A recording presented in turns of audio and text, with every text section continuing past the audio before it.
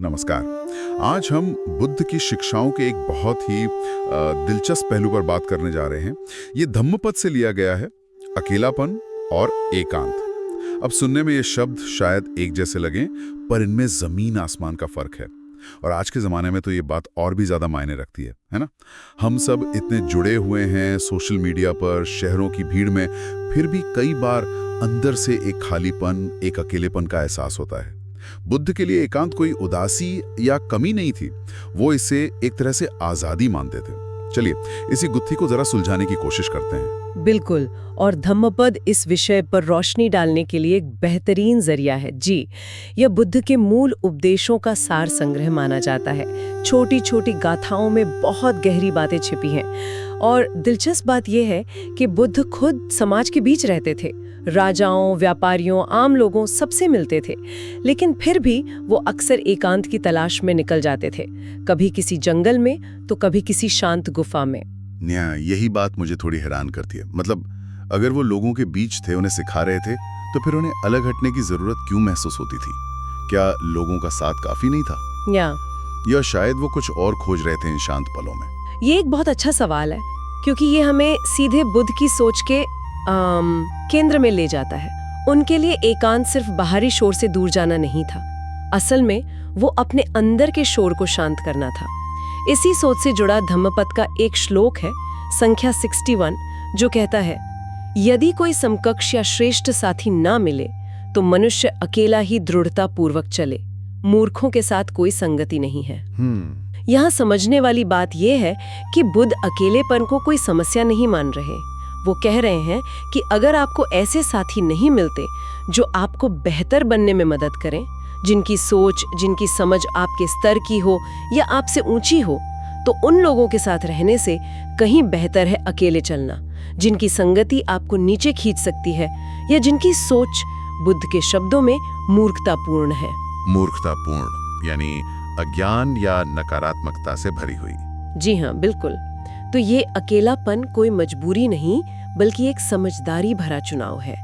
अपनी मानसिक शांति और प्रगति के लिए अनुपयुक्त संगति से बचना, भले ही उसका मतलब अकेले रहना क्यों ना हो। ये तो आजकल की नेटवर्किंग वाली दुनिया के बिल्कुल उलट सोच है, जहां ज्यादा से ज्यादा लोगों से जुड़ने पर जोर दिया जाता है। बुद्ध कह रहे हैं कि क्वालिटी क्वांटिटी से ज्यादा जरूरी है, और अगर अच्छी क्वालिटी ना मिले तो अकेले रहना बेहतर है। लेकिन क्या ये व्यवहारिक है? मतलब आज के समाज में रहते हुए क्या हम सच में मूर्खों की संगति से पूरी तरह बच सकते हैं? कहीं ये हमें लोगों से बिल्कुल कट जाने की ओर तो नहीं ले जाएगा? देखिए, बुद्ध का जोर बाहरी तौर पर पूरी तरह कट जाने पर नहीं था, बल्कि आंतरिक निर्भरता कम करने पर था। व्यवहारिक स्तर पर इसका मतलब शायद ये है कि हम जिनसे घिरे हैं उनके प्रभाव को लेकर सचेत रहें।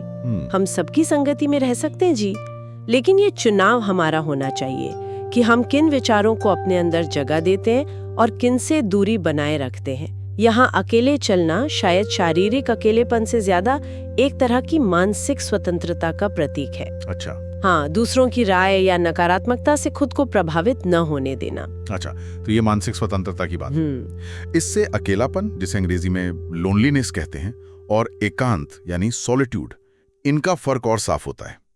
अकेलापन तो वो दर्द भरी भावना है ना? हाँ, बिल्कुल। जब लगता है कि कोई साथ नहीं, कुछ कमी है। हाँ, बिल्कुल। अकेलापन अक्सर एक अभाव का, एक खालीपन का एहसास होता है। उसमें एक तरह की पीड़ा होती है, दूसरों से जुड़ाव की एक तीव्र इच्छा होती है जो पूरी नहीं हो रही। लेकिन एकांत, जैसा बुद्ध बताती हैं, वो एक चुना हुआ स्थान है। ये वो समय और जगह है जो हम जानबूझकर अपने लिए निकालते हैं, बाहरी दुनिया के भागदौड़ और शोर से हटकर अपने अंदर झांकने के लिए। ये खाली नहीं, बल्कि संभावनाओं से भरा होता है। संभावनाओं से भरा? कैसी संभावनाएं? आत्मचिंतन की, शांति की और अपनी अंदरूनी शक्ति पाने की संभावना। तो एकांत एक तरह से अपने साथ वक्त बिताना है, अपनी मर्जी से। पर क्या सिर्फ अपने साथ रहकर सच्ची खुशी मिल सकती है? हम तो अक्सर खुशी को बाहरी चीजों से जोड़ते हैं, लोगों से, उपलब्धियों से, है ना? हाँ, यही पारंपरिक सोच है जिसे बुद्ध चुनौती देते हैं। धम्मपद के 200वें श्लोक में एक बहुत सुंदर बात कही गई है, हम सचमुच आनंद से रहते हैं, हम जिनके कोई बोझ नहीं, आनंद को ही भोजन बनाकर देवताओं की तरह उज्जवल आकाश में। आनंद को ही भोजन बनाकर, ये सुनने में बहुत अच्छा लगता है। जी, इस श्लोक को अगर हम गहराई से देखें तो ये बताता है कि असली आनंद बाहरी परिस्थितियों पर कम और हमारे अंदरूनी बोझों से मुक्ति पर ज्यादा निर्भर करता है। ये बोझ क्या है? दूसरों की उम्मीदें, सामाजिक दबाव, हमारी अपनी अनथीन इच्छाएं, अतीत का पछतावा, भविष्य की चिंता, ये सब। हाँ, ये बोझ तो हम सब महसूस करते हैं कभी ना कभी। बिल्कुल। और एकांत हमें इन बोझों को पहचानने और धीरे धीरे इनसे मुक्त होने का मौका देता है। जब मन इन बोझों से हल्का होता है तो एक स्वाभाविक आनंद उभरता है जो बाहरी चीजों पर टिका नहीं होता। आनंद को ही भोजन बनाने का मतलब है कि ये आंतरिक खुशी ही हमें पोषित करती है, हमें ऊर्जा देती है। जैसे आकाश में उड़ते देवताओं को बाहरी सहारे की जरूरत नहीं होती। आनंद को ही भोजन बनाकर, ये कल्पना तो बहुत आकर्षक है, लेकिन क्या ये थोड़ा आदर्शवादी नहीं लगता? क्या हम इंसान जो समाज में रहते हैं वाकई अपनी खुशी के लिए इतने आत्मनिर्भर हो सकते हैं कि हमें बाहरी पोषण या मान्यता की जरूरत ही ना पड़े? कहीं ये हमें उदासीन या बिल्कुल अलग थलग तो नहीं बना देगा?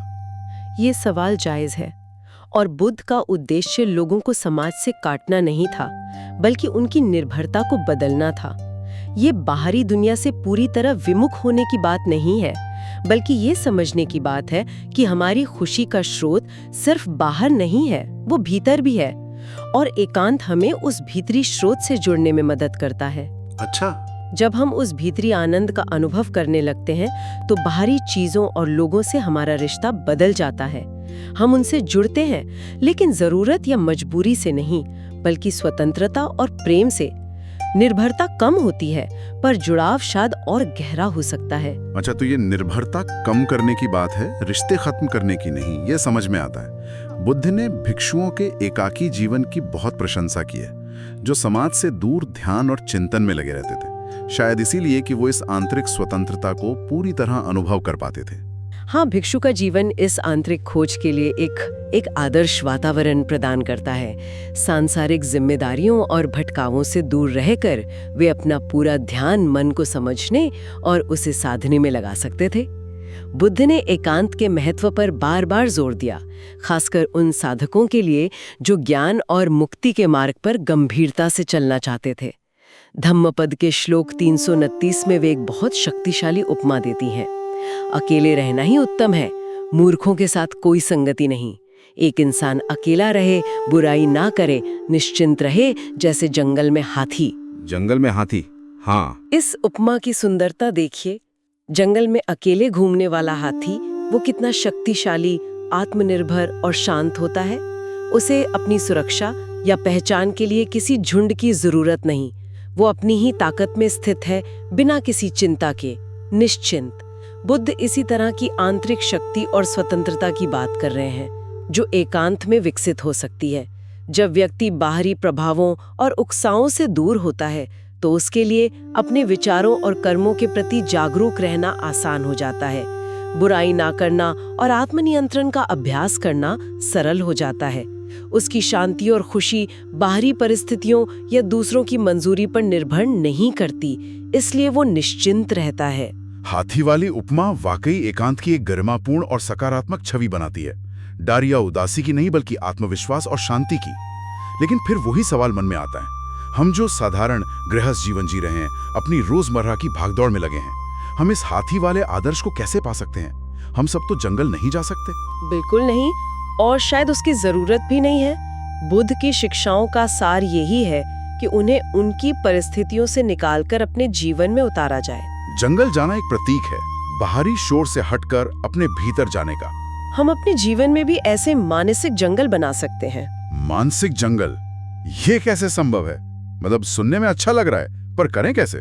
कुछ छोटे व्यवहारिक कदम उठाकर, जैसे हर दिन बस कुछ मिनट 5, 10, 15 पूरी तरह मौन में बिताने की कोशिश करना। फोन बंद, टीवी बंद, कोई बातचीत नहीं, बस अपने साथ बैठना, अपनी सांसों को महसूस करना, अपने विचारों को बिना उलझे देखना। ये किया जा सकता है। ये आप शायद ध्यान का अभ्यास, आजकल तो इसके कई तरीके उपलब्ध हैं। जरूरी नहीं कि घंटों बैठें, पर रोज थोड़ा समय निकालकर अपनी आती जाती सांस पर ध्यान देना, ये भी शायद मन को शांत करने और अपने अंदरूनी स्पेस से जुड़ने में मदद कर सकता है। बिल्कुल। और एक और महत्वपूर्ण बात, अपनी ही कंपनी को एंजॉय करना सीखना। जी। अकेले होते हुए भी ऊब या बेचैनी महसूस ना करना, कोई किताब पढ़ना, संगीत सुनना, कुछ लिखना या बस खिड़की से बाहर देखते हुए अपने विचारों के साथ सहज रहना। ये छोटी छोटी आदतें हमें धीरे धीरे अपने साथ ज्यादा सहज बनाती हैं। तो आप कह रही हैं कि अगर हम जानबूझकर एकांत के ऐसे छोटे छोटे पल अपने जीवन में शामिल करें तो अकेलेपन का जो डंक है वो धीरे धीरे कम हो सकता है। हाँ, क्योंकि जब हम एकांत का आनंद लेना सीख जाते हैं तो हमें ये एहसास होने लगता है कि हम असल में कभी अकेले होते ही नहीं। हमारी अपनी चेतना, हमारी अपनी जागरूकता, वो हर पल हमारे साथ है। वो हमारी सबसे स्थायी साथी है। हमारी अपनी जागरूकता हमारी साथी है जी। जब हम इस भीतरी साथी से जुड़ जाते हैं तो बाहरी दुनिया में कौन हमारे साथ है या नहीं है इसका महत्व कम होने लगता है। अकेलापन तब महसूस होता है जब हम इस भीतरी जुड़ाव को भूलकर सिर्फ बाहरी सहारे ढूंढते हैं। ये तो बहुत गहरा विचार है कि हमारी अपनी जागरूकता ही हमारी साथी है। इसका मतलब है कि समाधान बाहर नहीं, हमारे अंदर ही है। तो कुल मिलाकर बुद्ध की शिक्षाओं से हम ये समझ सकते हैं कि एकांत डरने की चीज नहीं बल्कि अपनाने की चीज है। निश्चित रूप से एकांत हमें बाहरी सत्यापन यानी वैलिडेशन और दूसरों पर निर्भरता से मुक्त करता है। यह हमें आत्मज्ञान की ओर ले जाता है। जब हम बाहरी शोर से हटकर अपने भीतर देखना सीखते हैं तो हम अपनी कमजोरियों और शक्तियों को बेहतर ढंग से समझते हैं, अपनी भावनाओं को नियंत्रित करना सीखते हैं और एक ज्यादा संतुलित और संतुष्ट जीवन जी सकते हैं। यह हमें भीड़ में रहते हुए भी अपने केंद्र में बने रहने की कला सिखाता है। तो अगर मैं इसे संक्षेप में कहूँ, जब हम अपने मन को साधना सीख लेते हैं, उसे समझना और जीतना सीख लेते हैं, तो वही अकेलापन जो पहले दुख देता था वो एकांत बन जाता है। एक ऐसी अवस्था जिसमें शांति और स्वतंत्रता का अनुभव होता है। आपने बिल्कुल सही सार निकाला। और इसी आत्म विजय के महत्व को बुद्ध ने धम्मपद के एक और प्रसिद्ध श्लोक में बताया है। ये श्लोक संख्या 103 है।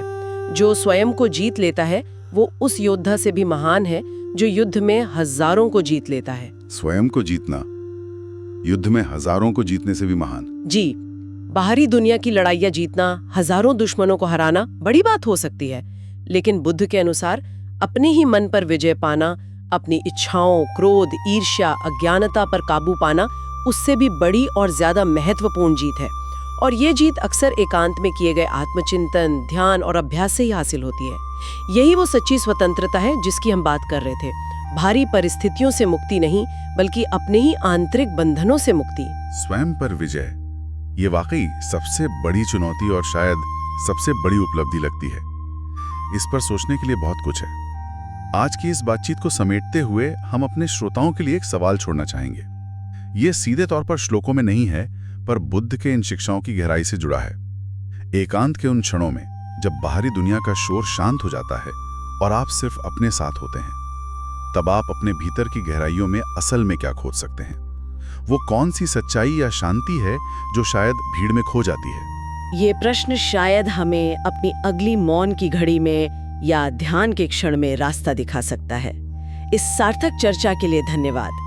बुद्ध के शब्दों से प्रेरणा लेते हुए हम सभी अपने जीवन में शांति और सहजता पाएं और अपने हृदय की उस निस्तब्धता में आनंद खोजना सीखें जो एकांत हमें प्रदान कर सकता है। आप शांत रहें, सहज रहें।